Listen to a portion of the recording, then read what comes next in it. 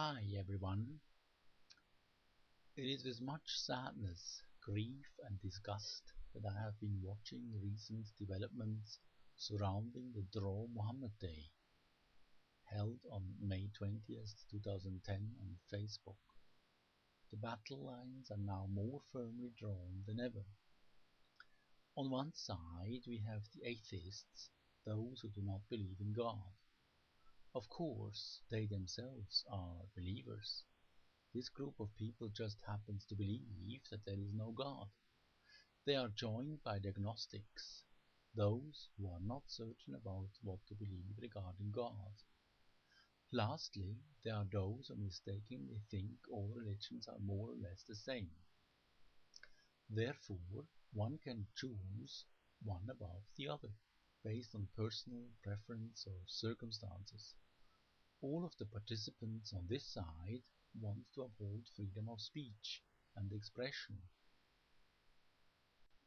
On the other side are many Muslims of Sunni, Shia, Sufi, Ahmadi, Ismaili and other persuasions. All are united by the conviction that one must not draw pictures, especially not of their Prophet. They legitimately fear that such images are dishonoring and could lead to a false worship of them. The confrontation of the two sides has sunk to a new alarming level with the advent of the Draw Mohammad Day. Besides causing offence and shame to many, the whole row has serious and potentially very dangerous, even lethal side effects on the West's and on Christians' relationships worldwide to Muslims in the following areas. Firstly, everyone in the West is looked at by Muslims as Christians.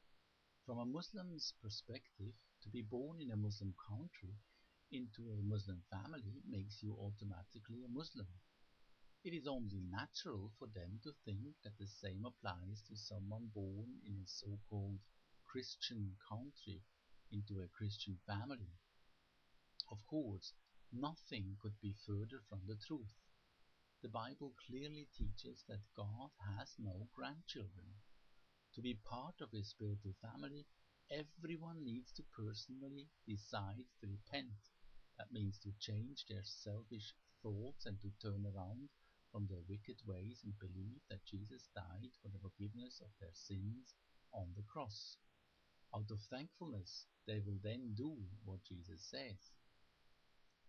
Therefore, do you not think that to offend Muslims in such blatant ways will hinder ongoing relationships and discussions between practicing Christians, between followers of Jesus and Muslims?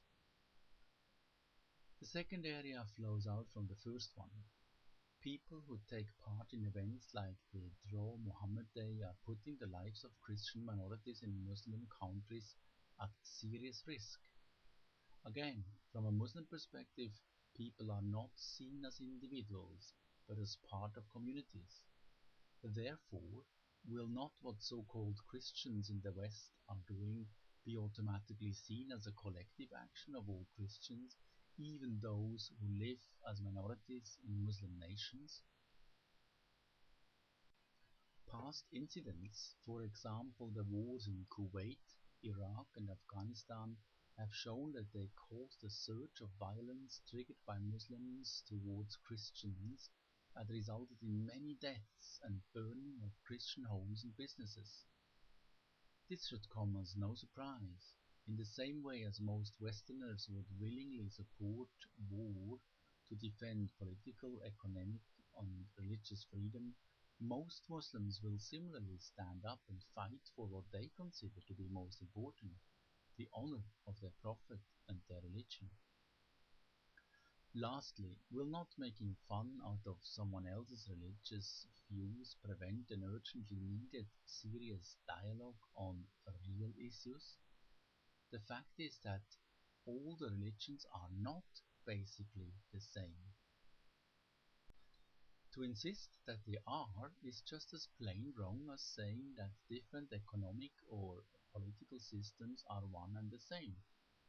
The only thing all religions have in common is the belief that at some stage in history something went terribly wrong with his world. However, what it was and the remedies offered by the different religions are about as far apart from each other as capitalism is from communism or monarchy from democracy. We urgently need to stop having false pretensions and turn away from ignorance that is about to bring the world to the edge of an unimaginable abyss. We need a realistic view of what the different religions really teach. For example, it saddens me to see how many Muslims still learn from their imams that Christians believe in three gods, that God had a physical son, that the Bible had been corrupted, and so on. Nothing could be further from the truth. If you are a Muslim, do you want to make a difference and give Christians a chance to teach you what they believe and why? A good place to start your research are Christian-run sites like www.christianityexplained.net. If you are an atheist, agnostic, a Hindu, Sikh or Buddhist, would you be willing to seriously look into the question which religion, if any, holds the truth? If you are, here are two links for you to explore: www.christianityexplained.net/truth.ht. The other one is www.christianityexplained.net/Vedic_bridge.pdf.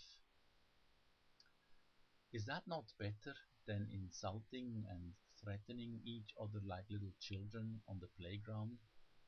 Is such an attitude not preferable to spreading hatred and bitterness? Do let me know how you're getting on.